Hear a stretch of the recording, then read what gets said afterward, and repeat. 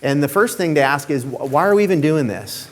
What was wrong with the old model? Why do we have 842, and what problem is it trying to solve? One is international convergence. If you've been to accounting seminars, you've heard US GAAP is converging with international standards. This is a process that started long ago. It's still in process. But what we're doing is we're narrowing the gap between what international standards say and what US GAAP says. And so those two roads continue to narrow. And that's part of this standard too. So this standard is very similar to the sister standard in international standards. Okay, so again, it's about bringing the two sets of standards together around the world. And then also, this is another more evidence of a shift towards more principles-based accounting.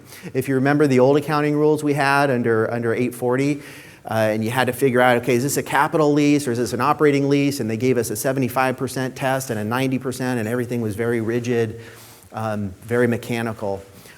We're not doing that anymore. We're moving towards a principles-based approach. So the standards are going to give us concepts, and then it's up to us to apply those principles and try to come up with the right answer. The other thing that this is responding to is the investment community. The investment community was forced to analyze companies.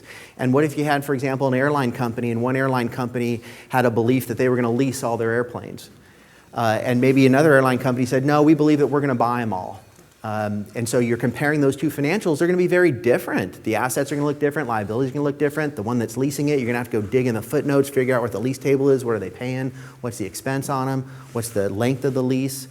So some of this was really just to facilitate better comparisons in financial statements. So we're telling everybody, hey, all these leases are going on the balance sheet. We're going to put everybody on equal footing, and it's going to allow the investment community to do some better comparisons and some better analysis.